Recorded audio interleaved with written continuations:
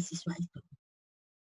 Nah, jadi peran dan fungsi dosen wali itu bagaimana? Yang pertama itu memberikan bimbingan studi kepada mahasiswa. Inilah kalau misalnya tulisan itu saya sudah tahu bahwa memang saya harus memberikan bimbingan studi kepada mahasiswa. Nah, tapi disinilah yang harus masuk ke dalam diri kita. Apa yang dimaksud dengan bimbingan akademik itu? Dan mungkin saja terjadi non-akademik yang mendukung akademik.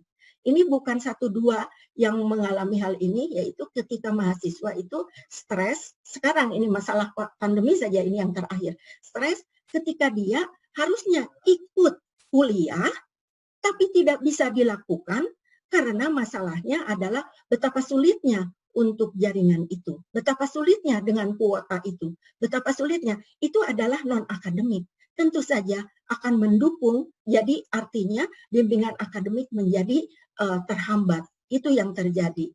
Nah, di sini peran dosen wali perlu untuk membantu bagaimana caranya untuk mengatasi hal itu. Mungkin ini masalah pandemik.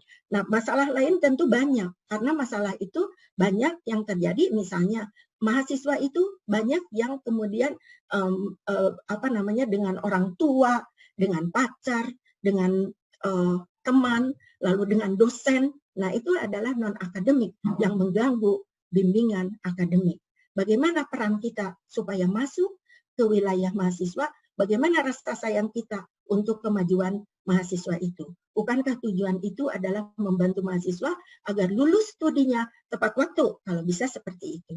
Lalu peran dan fungsi dosen wali adalah menjadikan mahasiswa dewasa dalam berpikir dan bersikap di saat menghadapi masalah.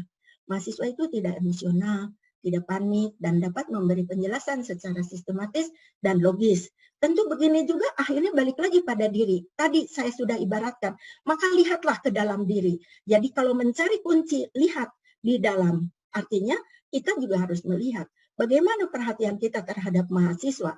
Ketika kita juga harus melihat diri kita di mana kesalahan, tentu saja kita secara tidak langsung memberitahu kepada para mahasiswa bagaimana ketika mereka mendapat masalah itu, kuncinya di mana. Jadi menjadikan mahasiswa itu menjadi dewasa berpikir, bagaimana dia harus bersikap di saat menghadapi masalah itu. Nah, kemudian peran dan fungsi dosen wali juga memberikan bimbingan dan meluruskan pemikiran mahasiswa. Dan dalam hal ini, bila terjadi salah persepsi atau sulit menyesuaikan diri dengan bidang akademik. Nah, tentu saja di sinilah perlu bimbingan atau pendampingan kita terhadap mahasiswa. Saya akan membacakan secara cepat karena ini agak banyak. Nah, kemudian membantu mahasiswa yang mengalami hambatan dalam penyesuaian diri. Nah, dalam ini dalam bidang akademik ataupun dalam kehidupan sosial. Nah, ini hambatan kadang-kadang seperti ini. Saya santai aja, Bu. Saya lulusnya tidak ingin 8 semester begitu. Jadi saya ingin ada sambil bekerja, sambil apa dan sebagainya. Nah, tentu saja itu bisa menjadi hambatan ketika dia menghadapi mata kuliah yang ternyata prasyarat yang tadi itu. Nah, disinilah perlu pendampingan. Lalu membantu memberi pengarahan bagi mahasiswa yang mengalami hambatan belajar. Itu peran dan fungsi dosen wali. Karenanya peran dosen wali itu bisa saja bahwa dosen itu menjadi tempat curhat yang bisa memberikan solusi dan bisa memberikan bantuan fisik mungkin jika perlu. Ini tidak sedikit yang seperti ini. Nah, peran dosen wali itu membantu mahasiswa menyusun rencana studi. Jadi ini tahap-tahapnya saya kira bisa tahu bahwa sesungguhnya seperti sekarang kita sudah mau menjelang perwalian, katakanlah kita harus menguasai jadwal kuliah, kapan siapa dan apa mata kuliah dan sebagainya, sebaiknya memang kita pelajari dalam hal itu. Sehingga kita itu akan bisa menyampaikan program secara penuh dalam program semesteran terhadap mahasiswa. Ada satu yang pengalaman, barangkali mudah-mudahan bisa sama ataupun bisa manfaat, bahwa ketika awal itu biasanya saya lakukan adalah membantu mahasiswa bahwa sekarang itu SKS kita 144 misalnya. Kalau misalnya tujuan kalian adalah ingin 8 semester, berarti tiap semester itu adalah 24 SKS begitu. Nah, 24 SKS itu bagaimana untuk menghadapinya?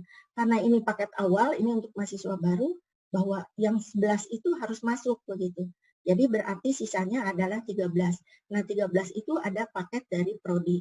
Nah, dalam prodi ini masuk, maka kita harus semua. Nah, tujuannya bagaimana? Tujuannya saya ingin ke depan tetap 24. Oh, berarti kita harus melakukan tiap semester itu stabil, yaitu kalau 24 SKS yang diambil berarti IPK harus sekian. Nah, untuk menempuh IPK barulah kita menuju ke arah bagaimana pembagian dalam menempuh yang 24 SKS itu dan seterusnya. Itu diantaranya untuk menyusun rencana studi. Saya kira Ibu Bapak sudah tahu semua. Mohon maaf kalau saya bukan berarti merasa lebih, itu pengumuman saja yang disampaikan. Lalu memberi pertimbangan kepada mahasiswa dalam menentukan beban studi dan jenis mata kuliah yang akan ditempuh. Ini disesuaikan yang tadi saya sebutkan, jumlah SKS berdasarkan IPK yang diperoleh pada semester sebelumnya.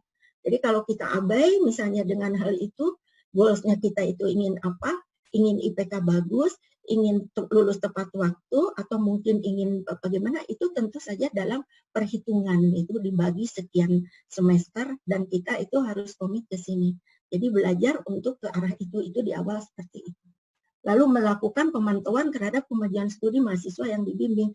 Nah, tentu saja kita tidak asal abai begitu saja, kita harus melihat, memantau, yaitu ketika mahasiswa baru biasanya dia tidak tahu UTS dan sebagainya, maka kita bisa melakukan perwalian pada pertengahan, yaitu dengan memantau bagaimana dalam perkembangan studi yang ditempuhnya. Disitulah biasanya banyak mahasiswa yang semangat, tapi ada juga yang lesu.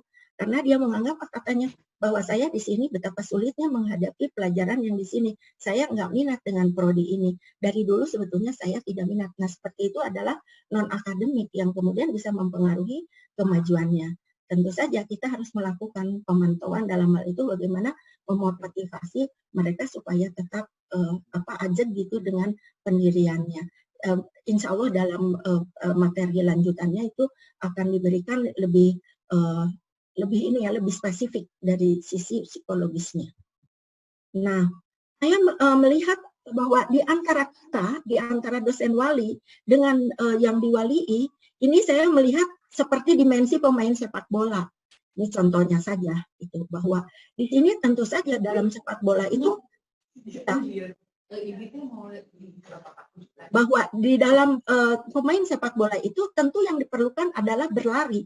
Tidak diam tapi berlari. Bagaimana dosen wali dengan mahasiswa yang diwaliinya itu tentu saja diperlukan berlari gitu. Dia berlarinya sebelah mana silahkan nanti persepsikan oleh sendiri-sendiri. Bukan hanya berlari pemain sepak bola itu, tapi juga harus menendang. Berarti kapan dosen wali itu melakukan tendangan untuk mahasiswa bukan ke fisik, tapi tendangan di sini bagaimana untuk kemajuannya. Juga mahasiswa juga harus menendang. Kapan dia itu harus menyiapkan mata pelajarannya, belajarnya, kapan dia harus menendang. Lalu harus bertahan. Dalam pemain sepak bola itu tidak hanya berlari, menendang, tapi juga harus bertahan. Di mana pertahanan itu? Dosen wali pun seperti itu. Lalu yang terakhir, tentu saja harus menyerang dalam arti yang positif. Bagaimana supaya jadi goal gitu, goal bahwa dia mendapatkan 8 semester atau 6 semester. Kalau saya sih 6 semester, ada yang ingin, saya 3 tahun ingin lulus, yang dibagi yang tadi 24 itu sebetulnya 6 semester, mohon maaf. Nah, itu menyerang gitu. Bagaimana menyerangnya supaya itu bisa dapat ke sana. Nah, dua ini harus klik gitu, harus ada di dalam bahwa ada rasa cinta kita terhadap mahasiswa dan mahasiswa pun mendengar bagaimana selanjutnya. Disitulah yang ada connect. Jadi bukan hanya ya sudah kamu nggak bisa, udah semester sekian, tapi tanpa rasa gitu yang disampaikan.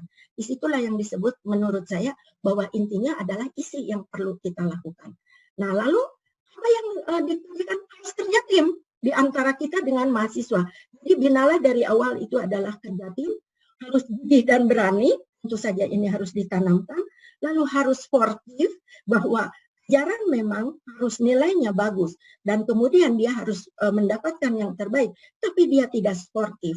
Nah, di sini mungkin antara kita dengan dosen, dengan perwalian juga demikian. Lalu kemudian harus mengambil inisiatif. Inisiatifnya bagaimana? saya inginnya begini Bu, saya ingin meneliti dan sebagainya. Itu sangat senang saya dengan mahasiswa yang demikian. Nah tentu saja kita pun harus sama-sama merespon terhadap apa keinginan mahasiswa. Kita harus memahami kemana sesungguhnya mahasiswa itu. Dan tentu saja kita harus berani mengambil keputusan. Karena itu tugas dosen wali itu kita harus menampung kesulitan pribadi mahasiswa. Dan bila tidak dapat diselesaikan, bisa disarankan untuk dirujuk kepada dosen konselor fakultas dan seterusnya yang sekarang PKUP itu tentu saja di situ bisa menampung kalau misalnya dosen wali sudah tidak bisa lagi mengatasi persoalan mahasiswa tersebut. Saya ambil contoh misalnya, kalau dalam masalah akademik, tentu kita yang mengetahui, kita tahu bagaimana harus di lab dan sebagainya yang harus diambil, tapi kalau masalah non-akademik, itu tentunya kita juga ada ahlinya. Bagaimana ketika mahasiswa itu bersikeras, Bu, saya ingin pindah, alih program. Padahal IPK-nya dilihat, ini ada yang khusus semester 2, begitu, 3,7 sekian. Wah, udah bagus begitu. Ini salah satu prodi yang luar biasa. Itu adalah yang banyak peminatnya. Susah masuk ke sana. Tapi dia kekeh, ayam pindah gitu dan sebagainya. Bagaimana sesungguhnya dosen wali mengatasi mahasiswa?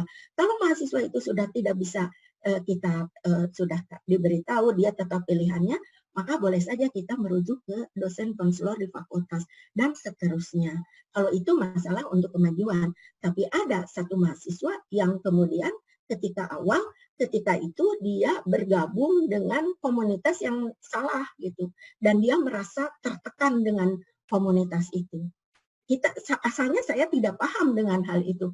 Tapi lantas ketika diamati mengapa dia pendiam dan sebagainya, maka disitulah terjadi komunikasi. Disitulah harus ada chemistry antara mahasiswa dengan dosen wali. Maka diketahui, oh ini adalah penyebabnya.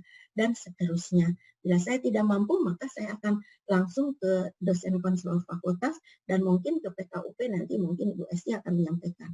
Lalu yang kedua, barulah kita menyetujui dan menandatangani KRS yang telah disusun mahasiswa. Memang kalau diamati bahwa yang penting sekarang dibuka laptop online bahwa setuju-setuju saja supaya cepat. Sebab kalau tidak cepat mahasiswa tidak bisa kuliah. Nah itulah yang sebetulnya yang hanya melihat permukaan saja. Gitu. Harusnya paham bahwa mengapa dia ambil itu gitu. Kayaknya sih ini terlalu banyak gitu. Nanti dia bebannya ini karena nilainya ada yang bagaimana dan sebagainya. Dan mungkin kita juga harus tahu bahwa oh itu prasyarat, harusnya lulus dulu itu gitu. Tapi mengapa dia langsung? Kan sistem tidak secara otomatis. Pokoknya dia memilih itu, pilihlah itu maka dia lakukan. Tapi mungkin juga ada yang sistemnya sudah otomatis. Disitulah mungkin dosen wali harus paham. Jadi mempelajari apa yang ada disodorkan di dalam online itu tentang prestasi mahasiswa. Jadi berapa yang harus dia ambil? Pertimbangkan. Seandainya memang ini agak aneh dan memang akan menghancurkan mahasiswa itu, maka kita boleh memanggil dengan cara mengetahui apa sih sebetulnya. Itu yang disebut harus paham, harus menguasai begitu. Sehingga akhirnya dia pun akan mendisiplinkan diri. Kita juga sebetulnya mendisiplinkan diri, bagaimana memperhatikan agar mahasiswa itu dewasa untuk mengambil keputusannya gitu. Perencanaan mata kuliah yang diambil oleh mahasiswa itu harus betul-betul diperiksa. Lalu tugas dosen wali juga memperhatikan huruf mutu. Nah ini yang harus dicapai mahasiswa itu kebanyakan D misalnya begitu. Walaupun sedikit yang diambilnya karena memang IPK-nya kecil, maka kita bisa lihat bahwa huruf mutu D itu tidak boleh melebihi dari 20%. Nah tentu dosen wali harus memiliki bagaimana caranya gitu supaya si D itu yang diperbaiki lebih dulu seperti itu. Itu diantaranya tugas dosen wali. Itu sulit itu dilakukan, ya tentu sulit gitu. Kalau misalnya, nah saya mengambil Ki Hajar Dewantoro, Ingarso Suntulodo, Ingmadia Manguntarso, Tuturi Handayani. Mohon maaf, nanti silahkan saja disimak itu apa maksudnya. Nah, mengapa sih kita itu merasa terbebani dengan perwalian yang bermacam-macam? Padahal tujuan kita atau tugas kita itu bukan hanya kita menjadi wali, bukan mengatur para mahasiswa, tapi juga kita belum lagi tugas untuk mengajar, belum lagi membimbing S1, S2, S3 barangkali kalau yang ada, kemudian belum lagi kita harus mengatur bahwa kita ini harus menulis penelitian dan lain-lain. Kan banyak urusannya. Ini mahasiswa lagi dengan bermacam-macam, kan bermacam-macam masalah. Itu kebanyakan kita itu dengan segala tugas yang membuat diri kita ini menjadi beban menghadapi dosen wali. Mengapa sih sebetulnya kebanyakan memiliki fokus pada kendala? Jadi kita itu selalu fokus pada kendala. Kan saya harus penelitian, kan saya harus menulis laporan penelitian, kan saya harus rapat, kan saya harus membimbing, kan saya, dan seterusnya saya harus. Itulah sebetulnya fokus mata itu pada kendala.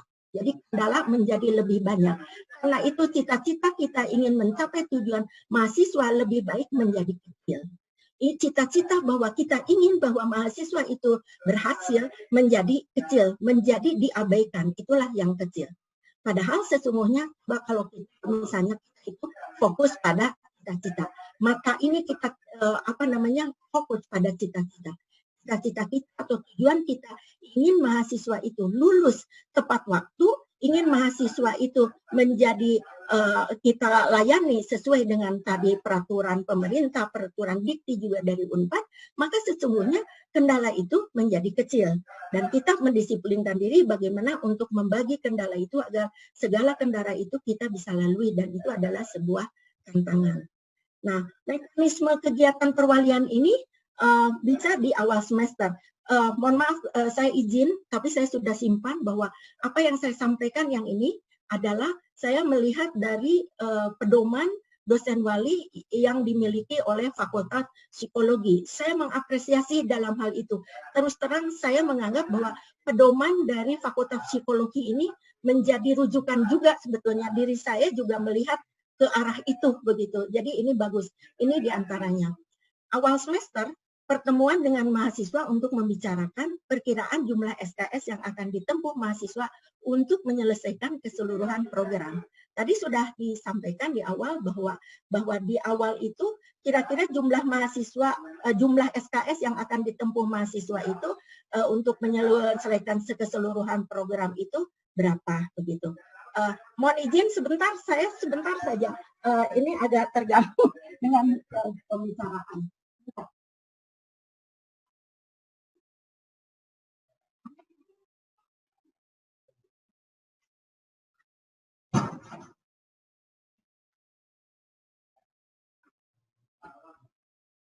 Mohon izin, agak terganggu pecah.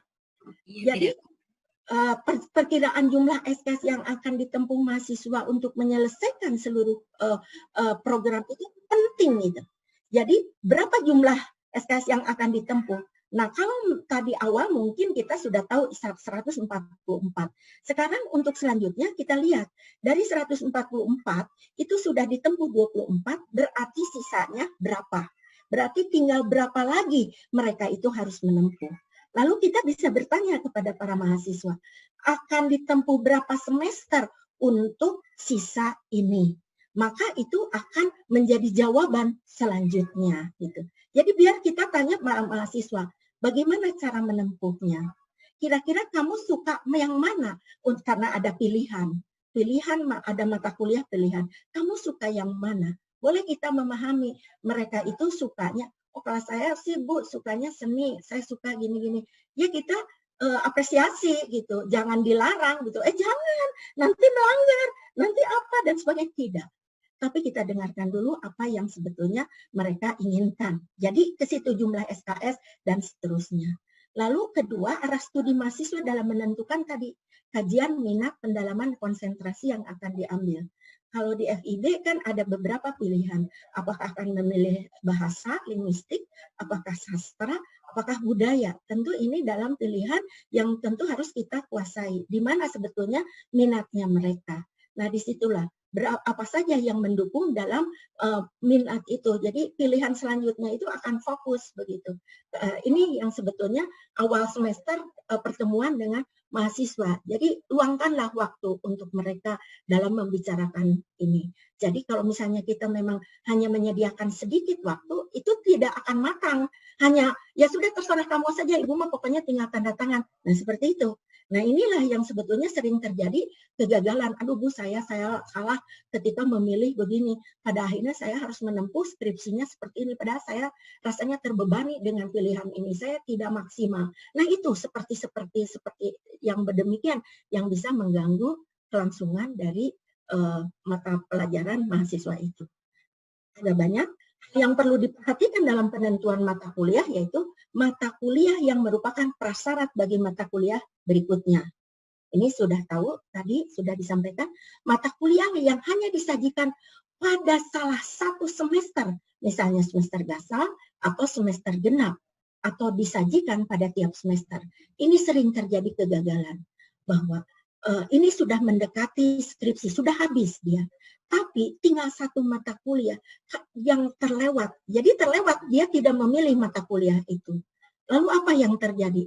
Kalau saya harus mengambil mata kuliah ini, berarti tahun depan saya harus mengambilnya. Padahal saya ini udah mau selesai. Skripsi kan 6 SKS gitu. Apakah saya ini harus menempuh untuk sisanya itu 1 tahun yang akan datang? Inilah korban. Jadi perlu pendampingan dari diri kita. Kita harus tahu bahwa, oh ini adanya di semester ganjil. Sebaiknya kamu ambil hari ini. Apakah kamu sudah mengambil resiko seandainya ini tidak diambil tahun depan mungkin? Sebab resiko itu bisa saja berdampingan juga dengan teman. Kalau untuk sekarang, barangkali masih ada teman sebayanya, yang teman seangkatannya. Tapi kalau tahun yang akan datang, mungkin saja akan dengan adik tingkat. Siapkah dengan mental itu dan sebagainya. Nanti psikolog akan memberikan bagaimana sesungguhnya yang akan dihadapi kalau terjadi seperti itu. Lalu yang ketiga adalah bobot SKS mata kuliah. Ini sering terjadi juga, sehingga mereka tidak bisa memilih atau tidak bisa menjumlahkan berapa sebetulnya yang sudah dia tempuh. Jadi kita harus tahu bobot mata kuliah ini adalah 6 SKS misalnya. 6 SKS, seandainya 6 SKS diambil dan kamu nilainya A, wow, luar biasa, kamu dapat jadi begini. Tapi seandainya jadi B bagaimana? Gitu. Jadi biarlah dia ngitung akan terjadi bagaimana sesungguhnya IPK Anda. Lalu selanjutnya dan seterusnya, apalagi kalau D ataupun E, maka apa yang akan kamu rasakan nanti kalau akhirnya IPK kamu seperti itu. Jadi bobot mata kuliah tolong bisa diperhatikan. Lalu bentuk mata kuliah yang berbeda. Nah, tadi yang saya sebut tadi, ada kuliah praktikum laboratorik, seminar, praktikum klinik, dan sebagainya. Ini karena saya ambil dari pedoman psikologi, mungkin saya tidak bisa menjelaskan tentang lebih dalamnya, tapi Ibu Bapak insya Allah saya yakin bahwa ini lebih tahu dibanding dengan saya. Nah, tentu saja jumlah jam kegiatan belajarnya juga tentu tidak sama. Nah, ini yang menjadi kendala. Sering terjadi, mereka mengambil demikian, karena kita tidak melihat jadwal. Padahal sesungguhnya di dalam jadwal itu terjadi bentrok mata kuliah, antara mata kuliah A dan B, dan dia pilih A dan B-nya itu, maka akan terjadi masalah. Disinilah adanya PKRS, nanti selanjutnya akan dijelaskan. Nah, terus selanjutnya bentuk mata kuliah yang berbeda. Misalkan yang tadi saya sebut, dan persyaratan minimal kehadiran itu tentu saja harus disampaikan. Mengapa ini? Itu urusan dia, kan dia nanti yang akan mendapatkan akibat. Kalau dia tidak 100% ya tentu tidak dapat. Tidak demikian. Kalau kita merasa sayang terhadap mahasiswa dan kelanjutannya, karena bagaimanapun mereka itu belum pengalaman bagaimana ketika mendapatkan nilai yang jatuh. Apakah dia harus memaksakan sehingga tidak sportif dan lain-lain. Nah, ini harus disampaikan dengan hal itu, maka kita sesungguhnya sudah membantu para dosen yang sedang melakukan perkuliahan, karena memori itu sudah kita masukkan. Harus sekian persen. Kalau kamu tidak 80%, maka kamu sekaligus tidak bisa ikut ujian gitu. Nah, kalau tidak ikut ujian, ngapain sekarang kita harus memilih mata kuliah? Kan nantinya juga akan nggak lulus. Begitu. Jadi perlu disampaikan tentang hal ini. Lalu beban studi semesteran, karena jika terlalu banyak yang itu bisa menyebabkan IPK rendah, tentu saja IP rendah, tentu saja IPK pun ikut turun begitu. Sebab ada yang semangatnya betul-betul, pokoknya Bu, saya ingin cepat lulus, 24 SKS saja Bu, tanpa dia memperhitungkan ketika turun, apalagi dengan SKS ada yang tinggi begitu, yang 6 SKS. Itu bagaimana persiapan yang menghadapi 6 SKS itu, begitu. Nah, kemudian mata kuliah pilihan yang tersedia, pada program studi. Jadi diperhatikan betul sesuai dengan yang dia minati. Tapi ya tentu saja kita harus tahu juga mengapa dia minat begitu. Mungkin kita lebih tahu kelanjutannya. Nah, untuk itu dosen wali bisa memberikan pertimbangan dan saran untuk pengambilan beban studi semesteran berdasarkan IPK akhir semester sebagai pedoman sebelum mahasiswa melaksanakan pengisian KRS online. Jadi kalau kemarin ada sindiran bahwa ya tidak ada perwalian secara ini karena disediakan secara online, jadi ya sudah online saja, tidak ada pertemuan dan sebagainya. Nah, inilah yang terlalu menggampangkan sehingga terjadilah ketika mereka memilih setahunya dia, kita langsung klik oke, itulah yang terjadi kegagalan, maka tidak bisa kita bayangkan lanjutannya. Jadi sebetulnya sebelum online itu harusnya ada pertemuan. Ini sekarang masalah pandemi, nanti kita bicarakan, kita diskusikan. Karena kalau pandemi tentu saja ada pelarangan untuk bertemu. Apa yang harus dilakukan? Lalu yang kedua, dosen wali memberi persetujuan pengisian KRS, itu sudah tahu. Nah, ya, sebetulnya yang saya amati itu adalah ini justru yang kedua ini yang menjadi minat banyak itu. Yang penting saya setuju tanda tangan beres. Karena ini kalau tidak saya tanda tangan mereka jadi terhambat untuk masuk ke kelas dan sebagainya. Ini sudah bagus, hanya mungkin disitulah permukaan. Nah, kemudian beban studi semesteran tidak harus merupakan jumlah SKS maksimal yang diperkenankan atas dasar IPK akhir semester. Nah, yang tadi disebutkan. Jadi kalau di awal sudah ada kesepakatan, tentu saja ada mental yang harus dia siapkan untuk menghadapi SKS yang telah dia sudah komit gitu dengan hal itu ya. Aduh, sebentar. Aduh, mohon maaf saya sedang presentasi. Yang ketiga adalah, yang keempat adalah dosen wali wajib memperhatikan jumlah huruf mutu D yang diperoleh mahasiswa agar tidak melampaui, tadi saya kira sudah disebutkan. Dan kelima dalam hal tertentu. Segala, dia bilang. Ini katanya bisa diurus tuh bisa. Baik, saya kira itu sudah ini. Nah, upaya preventif nanti mungkin bisa dibaca selanjutnya. Nah, yang perlu dikemukakan di sini adalah tentang alur perwalian. Alur perwalian ini yang saya ambil dari pedoman Fakultas Psikologi. Saya perbesar dari yang atas dulu. Jadi di sini ada siapa saja sih yang harus dilakukan dalam alur perwalian ini. Ada dosen wali dan ada mahasiswa. Nah, di sini yang dituju itu adalah tentang KRS. Para dosen wali mendapatkan SK Dekan. Saya kira ini sudah tahu ya. Para mahasiswa mendapatkan informasi tentang dosen walinya. Ini tentu sudah dilakukan, ini adalah sebagai awal.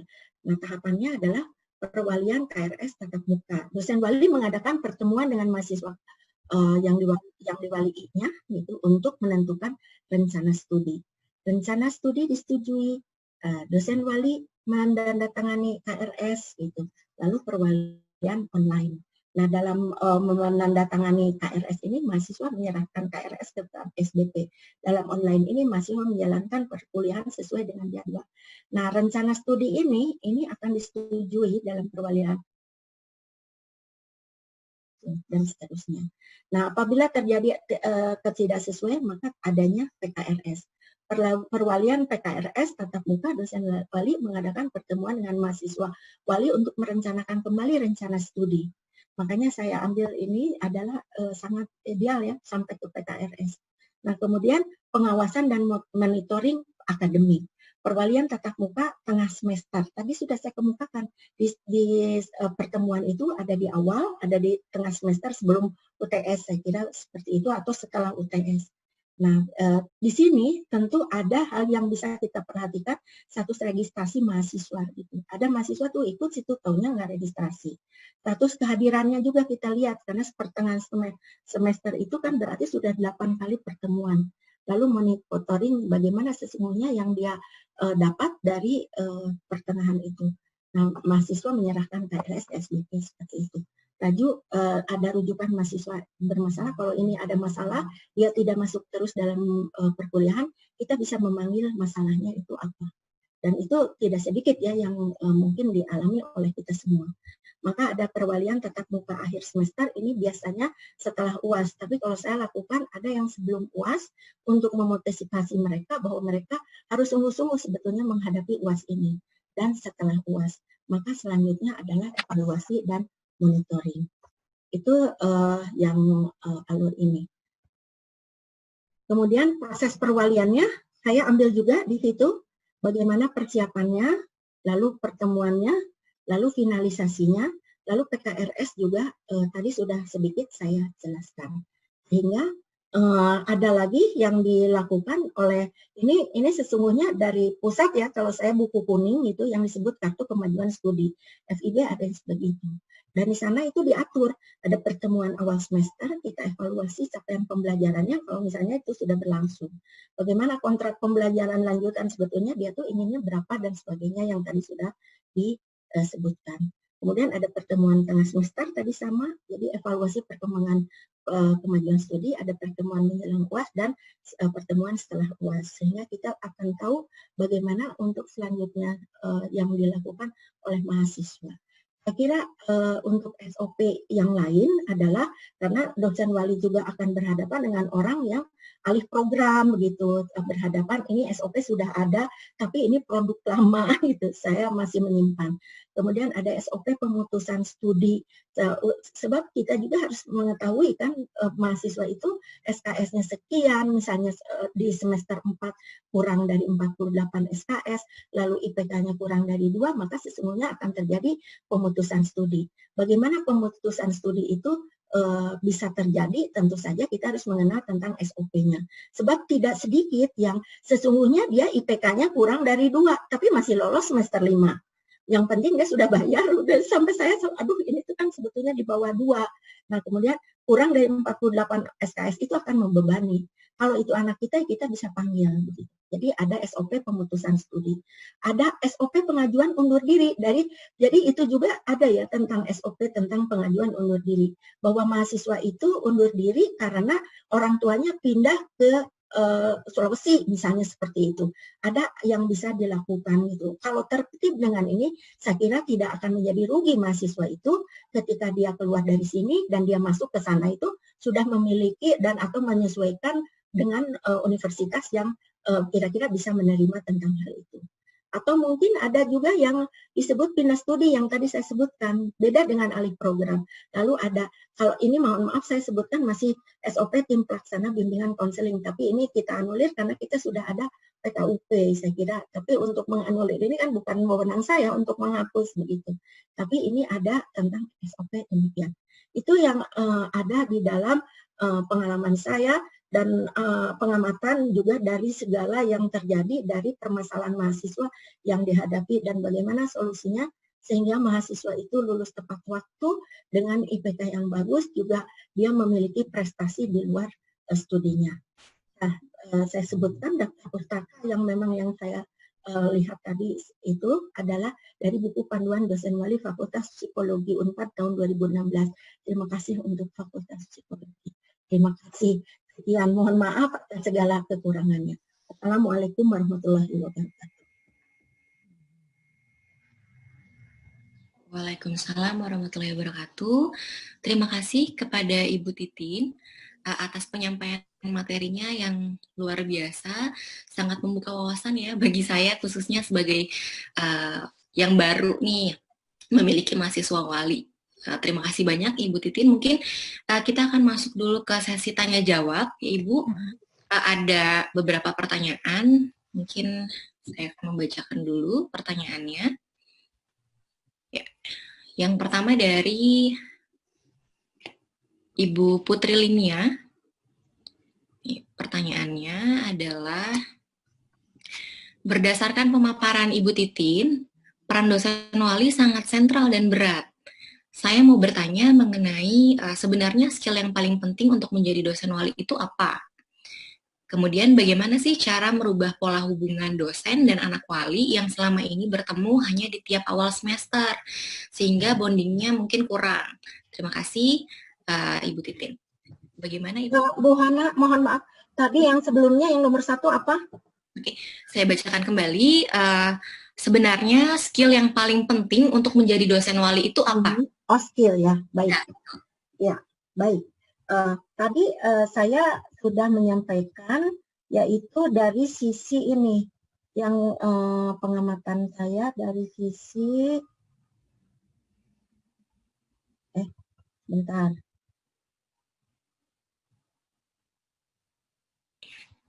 Bentar ya. Nah, ini. Iya. Nah, ini. Jadi pengalaman skill ya, kemampuan. Terus terang ya, bahwa sesungguhnya setiap orang itu memiliki skill ini, yaitu apa? Perhatian ya, empati dengan orang lain begitu, dengan kesulitan yang dihadapi oleh orang lain. Dengan rasa itu, maka sesungguhnya ada yang ingin saya membantunya begitu. Jadi itu saja diasah gitu, bahwa saya ingin membantu kesulitan yang dihadapi orang itu. Seandainya saya seperti dia, saya akan mengalami bagaimana. Nah begitu. Jadi harus dimiliki itu. Sebab kalau tidak dimiliki rasa itu, maka ya acuh gitu. Jadi itu yang paling pokok gitu. Lalu yang kedua, kok jadi tidak saya catat, sempat bawa catatan. Yang kedua, Bu Nyona? Kedua adalah bagaimana cara merubah pola hubungan dosen dan anak wali.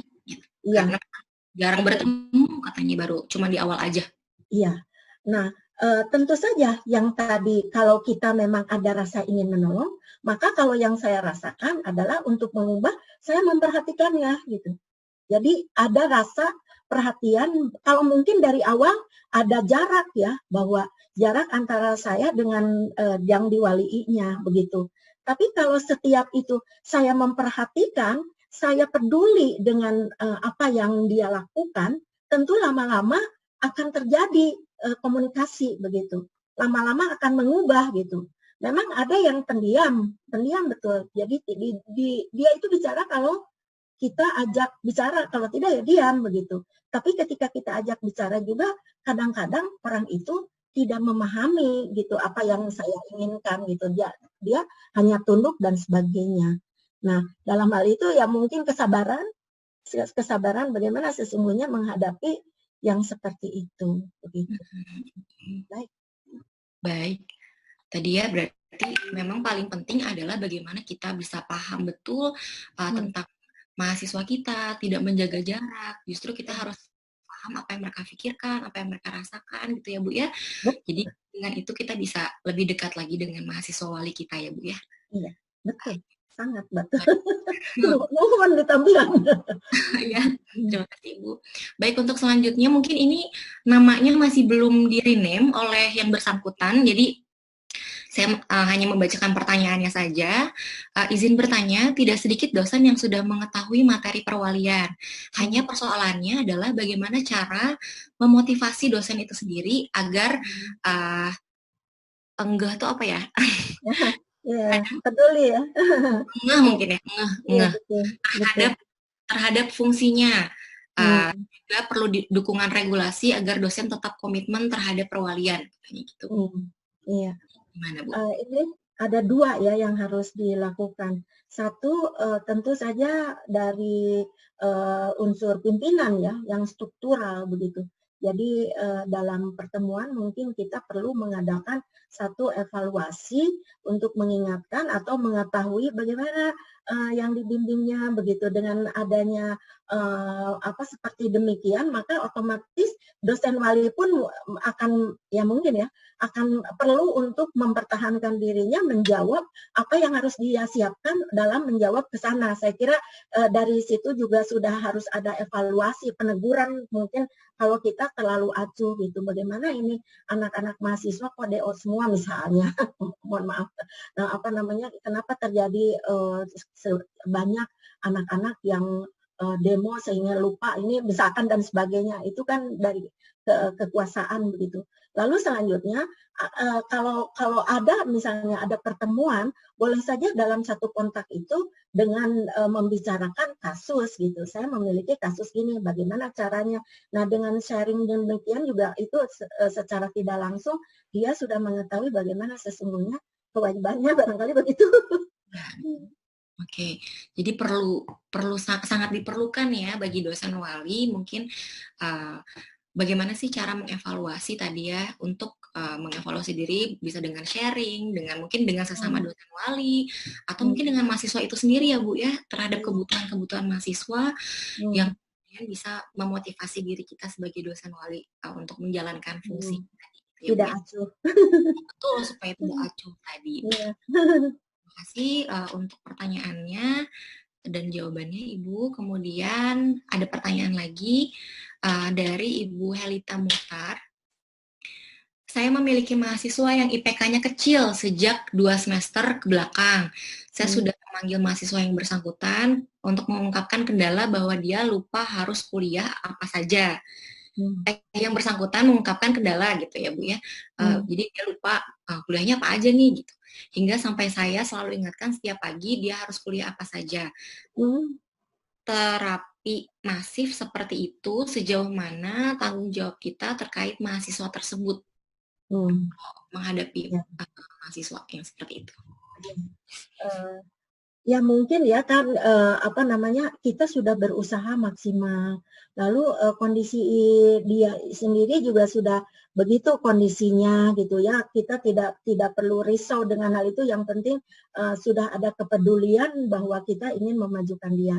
Tapi ada upaya lain yaitu bagaimana hubungannya dengan orang tua begitu.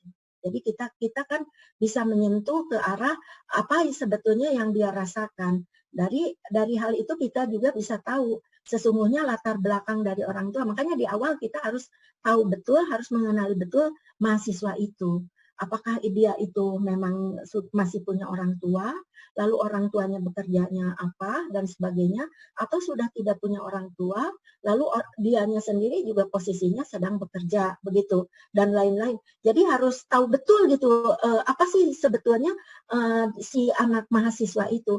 Kalau kita mengenali betul apa yang sesungguhnya latar mahasiswa itu, maka sesungguhnya kita jadi paham, oh mungkin karena ini. Nah, kalau kita punya solusi misalnya bagaimana caranya, seperti contoh begini, ada satu mahasiswa itu pinter ya, pinter. Nah, tapi kemudian tiba-tiba dalam semester 5 tiba-tiba tidak masuk kuliah, kemudian dan tentu saja tidak ikut UTS, tidak ikut UAS dan tidak ikut ya seperti itu sangat disayangkan begitu. Nah, dalam dialog rupanya orang tuanya meninggal begitu kan, dia tidak terus terang dan sebagainya. Nah, kemudian selanjutnya dia menjadi tulang punggung sehingga dia ada di luar kota karena ibunya itu tidak bisa bekerja karena sakit, dia harus bekerja seperti itu. Maka kita kan bisa ini kebetulan IPK-nya yang bagus.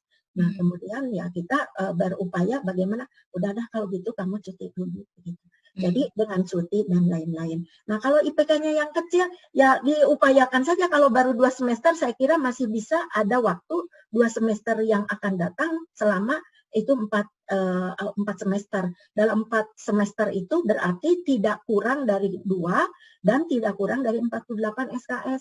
Berarti dihitung sekecil-kecilnya seberapa, lalu bagaimana caranya. Cuma untuk memperbaiki dirinya, mungkin nanti bisa konsultasi kepada psikolog ya untuk menghadapi orang yang kekeh seperti itu begitu. Selain dengan komunikasi antara dosen wali, orang tua dan siswa. Kalau kita tahu masih ada orang tua mungkin sisi lain itu. Atau teman sebaya, mohon maaf. Teman sebaya juga bisa mengetahui sebab kadang-kadang si anak itu tidak bisa jadi anak-anak itu tidak bisa belajar ya jadi tergantung dengan yang lain karena ada teman sebaya, temannya itu bisa saja membantu. Jadi saya perlu itu tentang peer counselor. Makasih. Ya, terima kasih ya kalau tidak puas. Terima kasih Ibu, luar biasa ya. Artinya kita juga bukan hanya sebagai dosen wali, tapi juga harus kenal sehingga kita kenal latar belakang keluarga, sehingga kita juga bisa mudah untuk bisa menjadi orang tua kedua mungkin ya Bu ya. Di kampus gitu ya Bu ya, mendidik gitu, bukan hanya mengajar tapi juga mendidik mahasiswa gitu ya Bu ya. Baik Ibu, terima kasih. Untuk selanjutnya mungkin karena waktu yang terbatas jadi saya coba pilih dulu pertanyaannya. Ini agak menyambung dari Pak Asep Yusuf, FTIP. Izin bertanya, bagaimana cara menggali informasi dan memotivasi anak wali? Saya memiliki anak wali angkatan 2013 ingin mengundurkan diri. Saya gali alasannya tapi belum terbuka. Nah, saya sudah tanya nih pembimbing skripsinya, penelitiannya sudah selesai, tinggal mengolah data dan mulai menulis draft skripsinya. Sudah tanya ke orang tua juga, katanya sudah pasrah aja terhadap keinginan anaknya. Saya coba tanya mahasiswa langsung terkait alasannya, tapi sampai saat ini belum terbuka. Jadi cukup banyak gitu ya yang sudah dilakukan oleh Pak Asep ini upayanya, tapi memang anaknya kekeh gitu bahwa dia ingin mengundurkan diri. Itu gimana ya Bu cara memotivasinya? Iya.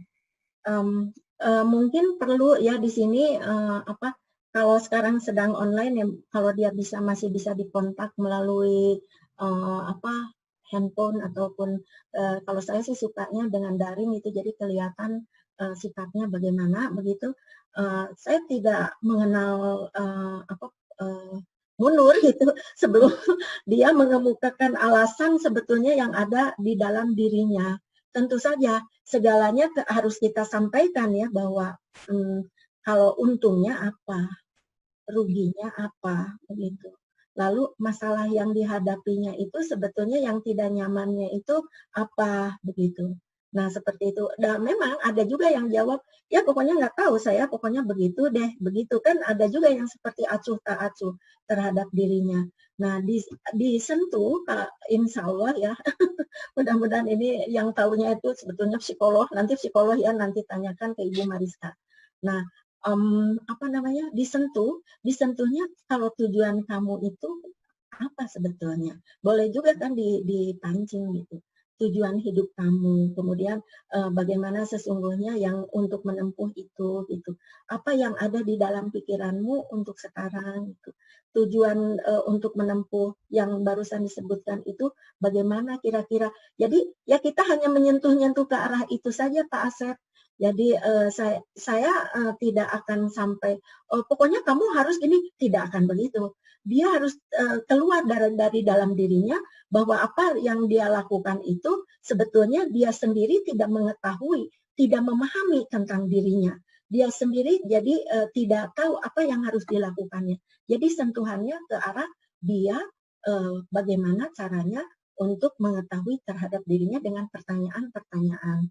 Nah, untuk angkatan 2013 mungkin termasuk generasi milenial. Nanti ada Pak Azhar yang akan menyampaikan tipe-tipe tentang bagaimana karakter dari generasi itu. Nah, misalnya karakter itu kurangnya apa, lebihnya apa. Di situ mungkin bisa disentuh. Nanti lebih baik Pak Azhar ya yang menyampaikan, karena akan lebih menguasai segalanya, yang tahu itu adalah Pak Azhar. Nah, untuk bagaimana selanjutnya, saya kira psikolog juga ada lebihnya. Hanya itu yang saya ketahui, bahwa untuk menghadapi ini ya nggak ada lagi sabar, ya ditanya terus gitu, ditanya tentang tujuan hidupnya itu apa, gitu. Mau kemana, lalu bagaimana cara menempuhnya, begitu. Baik, terima kasih Ibu. Jadi mungkin metode daring ini sangat membantu ya kalau untuk sekarang ya Bu ya. Ya, sangat. Langsung gitu ke manfaatnya itu luar biasa kalau saya melihat, bahwa kalau dulu kita harus bertemu terus, maka tidak tergantung dengan metode daring begini, maka menjadi beban, karena saya pun harus, aduh saat ini saya rapat, paling saya rapat ya sampai jam sekian, nanti kalau ketemu jam sekian. Nah itu kan sebetulnya terbebani. Kalau tadi lihat kendala, kan habis ini begitu banyak, tapi sudahlah, yang penting ini bisa maju, jadi nggak ada masalah. Nah sekarang dari luar biasa, manfaatnya luar biasa. Jadi mereka bisa bebas.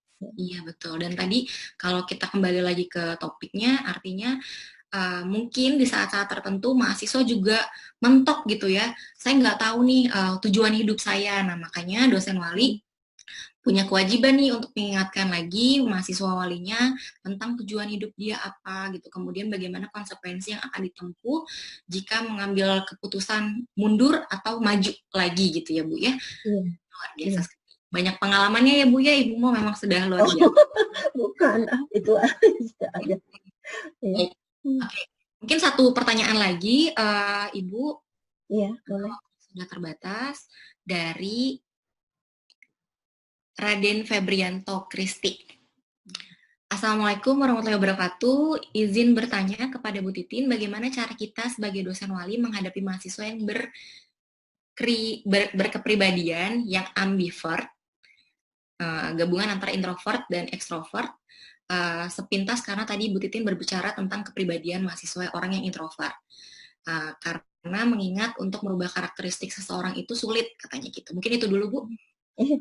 Iya, iya, ambil yang positifnya saja. Kalau saya sih, kalau yang ekstrovert begitu, segala apa yang ini tuh dikemukakan begitu sampai menyita waktu. Kadang-kadang kita juga banyak pekerjaan, tapi dia nerostos gitu, ingin ngobrol gitu di prodi ya gitu, bahwa saya begini, begini, begini. Senang sih saya seperti itu. Akhirnya saya suka begini, kamu catat saja, atau kamu coba rekam gitu, apa yang kamu inginkan, yang suka begini, begini dan sebagainya. Tapi yang pertama ya tentu saya mendengarkan saja, mendengarkan apa yang dia ungkapkan. Bagaimanapun juga ya saya harus membuat dia nyaman ya. Yang penting saya mendengarkan begitu, yang ekstrovert begitu. Nah tapi kemudian dia lantas ada juga diamnya. Nah yang diamnya itu mohon maaf ya, ini klien ya sebetulnya ini pernah di-refer juga sih sebetulnya ke psikologi ya sebetulnya, tapi saya tidak akan mengemukakan identitasnya. Jadi ketika dia sedang diamnya itu justru rasa putus asanya.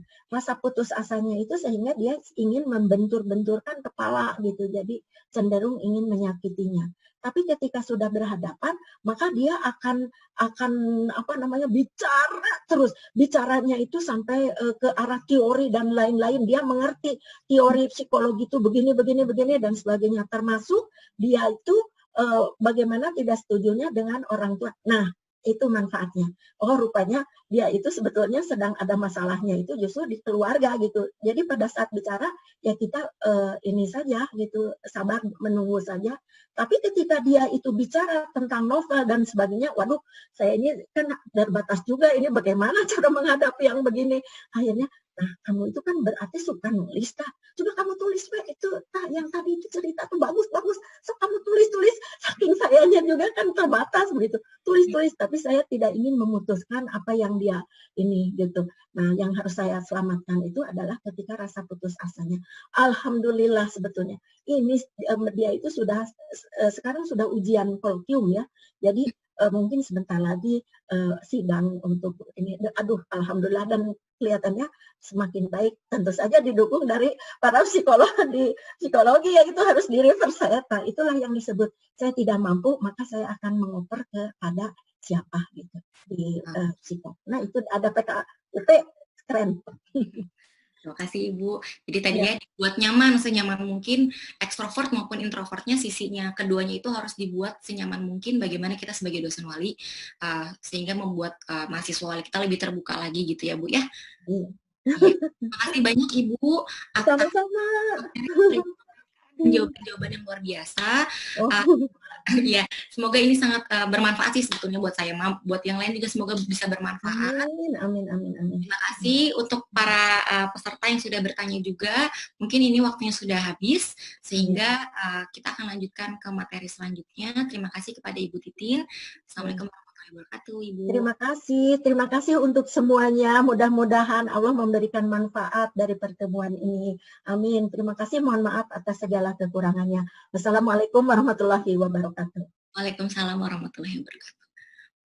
Baik, terima kasih kepada Ibu Titin yang sudah memaparkan materinya luar biasa kepada kita dengan segala pengalamannya. Untuk acara selanjutnya, mungkin saya mau mengingatkan dulu sebelum masuk ke acara selanjutnya, tadi sudah disampaikan oleh panitia mengenai link dari sesi materi ini.